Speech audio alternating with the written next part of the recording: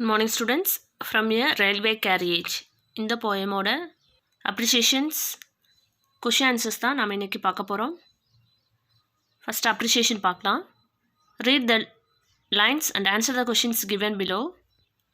Faster than ferries, faster than witches, bridges and houses, hedges and ditches. What is faster than ferries and witches? Faster than ferries and witches அப்படின்னா என்ன அப்படின்னு சொல்லி கேட்டிருக்காங்க. Train is faster than ferries and witches. Why does the poet mention bridges and houses, hedges and ditches? Where are they? Poet வந்துட்டு bridges and houses, hedges and ditchesன்னு ஏன் வந்து mention பண்ணியிருக்காரு? அதெல்லாம் எங்கே இருக்குது? Where are they? The poet mentions bridges and houses, hedges and ditches because the train crosses all the above things. இது எல்லா திங்ஸையும் நம்ம என்ன பண்ணியிருக்கோம், ட்ரெயினில் வரும்போது கிராஸ் பண்ணி தான் வந்திருக்கோம். அதனால தான் போயிட் வந்து பிரிட்ஜஸ், ஹவுசஸ், எட்ஜஸ் அண்ட் டிச்சஸ்லாம் மென்ஷன் பண்ணியிருக்காரு. ஓகே, அடுத்து here is a child who clambers and scrambles all by himself and gathering brambles. Where do you think the child is? Child வந்து எங்கே இருக்காங்க? த சைல்ட் இஸ் அவுட் சைட் the train. எங்கே இருக்காங்க? ட்ரெயினுக்கு வெளியில். நம்ம ட்ரெயினில் இருந்துட்டு தான் அந்த சைல்டை பார்க்குறோம். What does gathering brambles mean? Gathering brambles அப்படின்னா என்ன meaning? It means collecting blackberry. It means collecting blackberry. And ever again in the wink of an eye painted stations whistle by. In the wink of an eye means quickly. Explain painted stations whistle by. In the wink of an eye அப்படின்னா quickly அப்படிங்கிற meaning. அதே போல் painted stations whistle by அப்படின்னா அதை பற்றி explain பண்ண சொல்லியிருக்காங்க. த train runs past the stations painted in a particular colour. It crosses the station whistling by.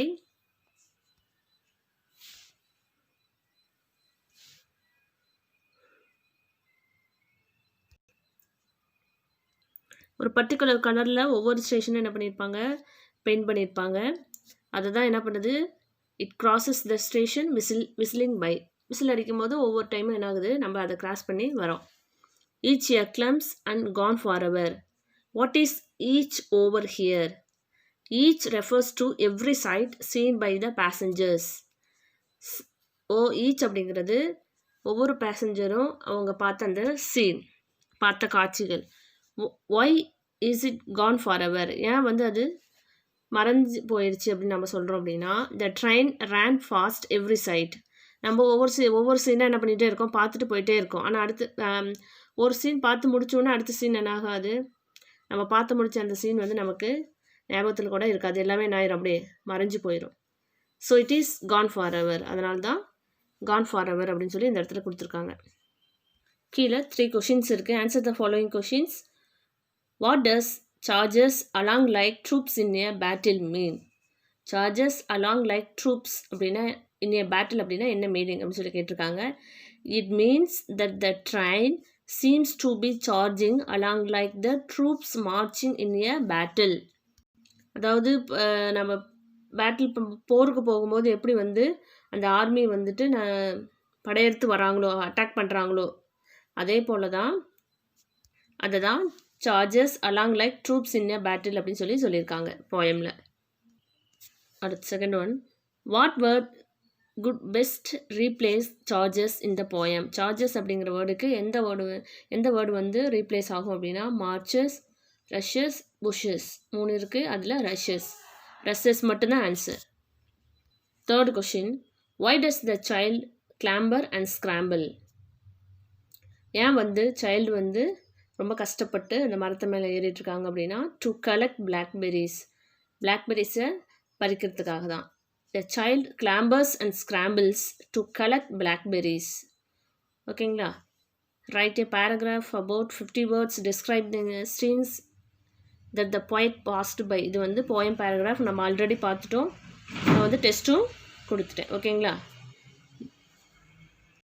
இன்றைக்கி நீங்கள் இந்த அப்ரிஷியேஷன்ஸ் அண்ட் இந்த 3 கொஷின் ஆன்சர்ஸ் இதை படிச்சுட்டு ஹோம் டெஸ்ட் எழுதி பாருங்க. நெக்ஸ்ட்டு டீம் ஒர்க் போயம் இருக்குது இல்லைங்களா, அதில் read these lines and answer the questions given below. இந்த மாதிரி கேட்டால் என்னது அப்ரிஷியேஷன் உனக்கு நல்லாவே தெரியும். இந்த மாதிரி 4 லைன்ஸ் கொடுத்துட்டு write the rhyming scheme for the above லைன்ஸ்னு கேட்டிருந்தாங்கன்னா இப்போ ஸ்கோருக்கு என்ன கொடுப்போம், ஏ சீம் ஓவர் டீம்.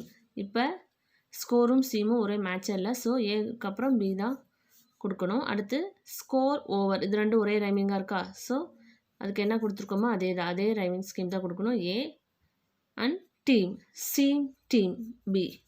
அப்போ என்ன ஆன்சர், ஏபி ஏபி. நல்லா கவனிச்சுக்கோங்க.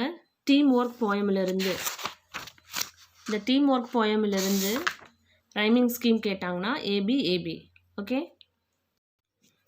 ஓகே ஸ்டூடெண்ட்ஸ், இந்த லெட்டர் ஞாபகம் இருக்கா, write a formal letter inviting the chief guest for the school's annual டே.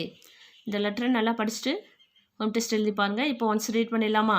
ஃப்ரம்ல உன்னுடைய name, school people leader, GB higher secondary school Masilapalayam, 2 L Sumathi, MSc BEd, MSc MEd, MPhil, district educational officer Salem. அடுத்து respected madam, I am writing this letter on behalf of GB School. Our school is going to conduct its annual day on 20th of February. In this connection, we cordially invite you to our 23rd annual day to be the chief guest and address the gathering. We are sure the students will benefit from your ideas and words. We will be privileged to have you in our school on this special day. We look forward to receiving your acceptance. Your sincerely, கீழே உன்னுடைய signature, school people leader. இதை வந்து your sincerely இந்த side எழுதுங்க, right side. Okay, your சின்சியர்லின்னு எழுதி உன்னுடைய signature போட்டு school people லீடர்னு எழுதணும். ஓகேவா? ஓகே, இன்றைக்கி ஹோம்ஒர்க்கில் இன்றைக்கி நம்ம இந்த கிளாஸில் என்னென்ன பார்த்தோமோ இன்றைக்கி வீடியோவில் அது எல்லாத்தையும் படிச்சுட்டு ஹோம் டெஸ்ட் எழுதி பாருங்கள். டெஸ்ட்டுக்கு நல்லா ப்ரிப்பேர் பண்ணுங்கள். Okay, thank you students.